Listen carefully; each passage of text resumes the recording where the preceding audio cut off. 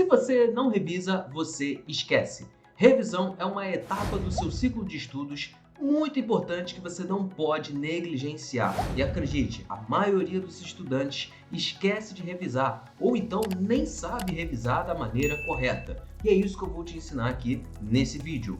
Para quem me acompanha aqui no canal sabe muito bem que eu não fico dando muitas dicasinhas frufrufru. Eu gosto de conversar sobre métodos de estudo, né? Porque um método é uma coisa muito importante. Quer ver um exemplo rapidamente? Método científico, olha a confiança que passa. E você sabe o valor disso, né, cara? Método contraceptivo, beleza, a gente sabe que não é 100% efetivo, mas poxa, já tá lá perto dos 100%, né? Quando a gente fala de método de estudo, é exatamente esse grau de importância que eu queria que você tivesse no coração. Método é uma coisa muito valiosa, mais importante até mesmo do que técnica de estudos, né, cara? Então você primeiro tem que ter um método, depois a técnica. E em se tratando aqui de estudos, é muito importante que você tenha essa sequência de aprendizado na sua cabeça. Como tudo começa ali pelo conteúdo, você tem que estudar. Em seguida do conteúdo, você tem que exercitar isso em prática, botar em prática. Pega uma seleção aí de exercícios, né, e começa a fazer.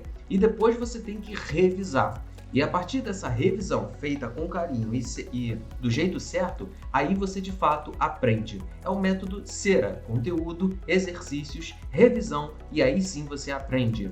Agora, olha aí no quadro rapidamente, no slide, que eu vou te apresentar como que você faz isso, tá? Bom, na nossa aula 1, portanto, quando você for assistir aquela videoaula ou quando você estiver vendo a aula, né, presencialmente, isso é a parte teórica. Em seguida, você vai fazer os exercícios 1, tá? Esse 1 é da primeira aula, então você vai fazer exercícios da primeira aula, daquele primeiro conteúdo.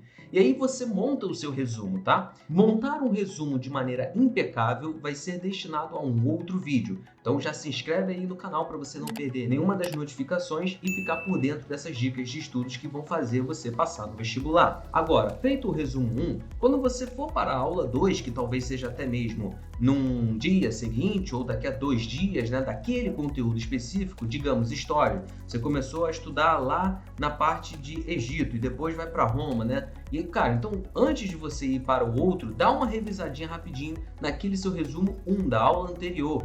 Isso é muito importante e isso deve ser bem rápido, talvez ali uns 10 ou 15 minutos, tá? Só para você ativar na sua memória aquele conteúdo, para você relembrar, para ele não cair no esquecimento. E às vezes é muito importante mesmo, porque tem conteúdos que são pré-requisitos para os próximos, né, cara? Então se você não consolidou bem a base do conteúdo pré-requisito, como é que você vai avançar? Como é que você quer avançar? Não vai dar certo. Então dá aquela resumida rápida, 10, 15 minutos, só para você ativar o seu cérebro, e aí você vai para a aula 2, exercícios 2, portanto, e aí o seu resumo. Mesma coisa para as aulas seguintes, né? Vocês sabem que eu sou um cara da linguagem matemática e física, então fiz aqui ad infinito, então vai ser o resumo X para a aula X mais 1, exercício X mais 1, resumo X mais 1, e aí vocês entenderam essa linguagem, né?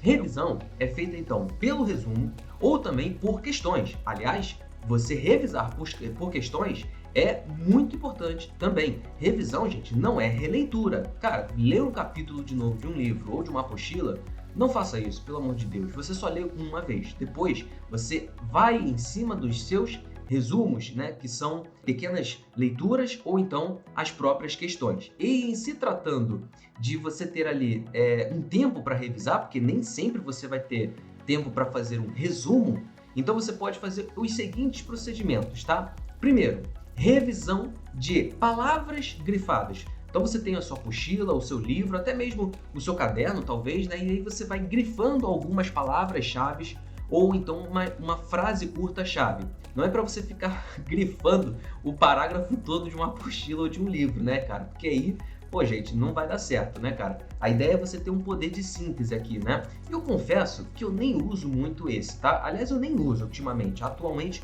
eu não uso revisão por palavras grifadas, né, cara? Eu tenho outros métodos que eu prefiro mais e me adequo mais a eles, que eu já vou te falar rapidamente. Então, assim, eu não uso, mas é uma boa para você começar, talvez, tá? E, assim, é importante que aquela palavra grifada já remeta à ideia principal daquele conteúdo. Mais uma vez, eu repito, não é para você grifar o parágrafo todo, tá, cara?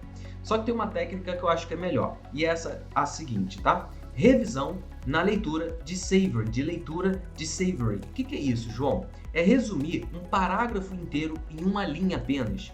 Quiçá numa palavra, ou duas, não sei. O que for fazer sentido mais para você ali na hora da revisão, tá?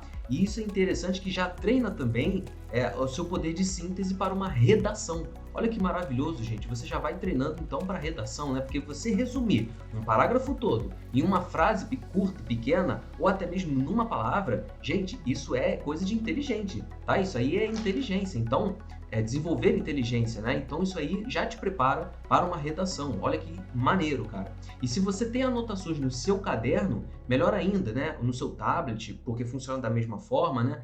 Funciona igual. É importante que você também tenha as suas anotações, porque aí você se entende melhor do que o professor falou, é claro, né? Porque quando o professor fala, até chegar essa informação no seu cérebro, você processar, você já entendeu uma outra coisa completamente diferente. Então, quando você anota com as suas próprias palavras, você se entende, né, cara? Claro, tira uma dúvida ali com o professor para saber se está certo ou não, se precisa parar alguma coisa nas suas anotações. É sempre importante fazer isso também. 3. Exercícios. Também é muito importante você revisar por exercícios, que no seu resumo tenha pelo menos 2 exercícios guia, ou 2 exercícios modelo, como eu gosto de chamar, porque esses exercícios, eles são aqueles exercícios, parâmetros, que vão fazer você conseguir resolver qualquer outro exercício. Quando você, a partir dele, né, vê ali o script, o modo operantes dele, como que ele é feito. Eu vou te dar um exemplo, se liga aqui na tela, ó. Essa questão, por exemplo, eu não vou ficar lendo ela toda, tá? É só para vocês verem do que eu estou tratando. Quando ele fala ali de engenheiros alemães, blá, blá, blá, blá, aqui nesse parágrafo, né, nesse texto dentro da caixinha, já tem uma informação importante. E em seguida ele vai dar alguns valores numéricos de grandezas físicas e ele pede ali o volume teórico, então ele está dentro de um volume. Se você olha para as alternativas, você já está vendo que está tudo em litros, ele está querendo um volume. A primeira coisa que você faz é ir dando aquela grifada nas palavras-chave, para caso que você, se de repente, né, você tiver que voltar numa leitura, você já vai fazer aquela coisa mais dinâmica, né? Você já vai olhar para aquela palavrinha e vai falar, aqui, então já está tudo encadeado na sua cabeça, você entende melhor o texto e aí ganha tempo, né? E em seguida, você vai organizar, você vai fazer um roteiro dessa questão, para você justamente não se perder nela. O que eu mais ouço é, eu li a questão e não sabia nem por onde começar. Eu não entendi nada do que a questão estava falando. Nessas questões, inclusive, tem muitas informações, aí mesmo que você tem que organizar.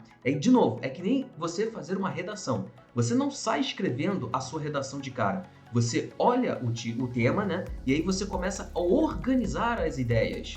Depois sim você vai rascunhar e passar a limpo, né? E aí sim tá ali feita a sua redação. Para resolver questões de exatas, cara, não deixa de ser a mesma coisa. Porque você tem que organizar as suas ideias antes de sair tacando fórmula, sair escrevendo um monte de equações, matemática, fazer conta nada a ver, aleatória. Aí você tá perdendo tempo. É melhor você nem fazer essa questão, pula. Ou então deixa ela de lado mesmo, porque no Enem, pensando no Enem, não dá para fazer tudo, cara. Não dá para fazer tudo plenamente. Algumas coisas você vai chutar mesmo. Então é melhor você chutar. Não faça isso, entendeu? Faça a questão com organização. Aqui, então, eu fiz o quê? Peguei ali a parte, né, do parágrafo que ele fala dentro da caixinha, que é mais importante, eu traduzi a linguagem escrita em linguagem matemática, dizendo que a umidade do ar ela é P sobre PV, onde P é a pressão parcial da água e pressão de vaporização PV, né? Então o que vem primeiro na leitura do enunciado você coloca no numerador, sabia dessa dica? Olha aí, ó.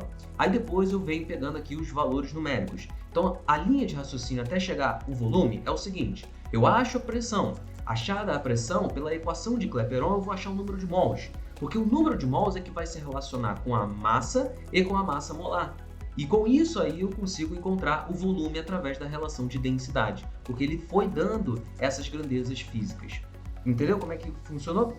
Agora deixa eu te perguntar uma coisinha aqui rapidamente. Será que tem alguma diferença de revisar as matérias das exatas, de revisar conteúdos de humanas e de biológicas e até mesmo da linguagem?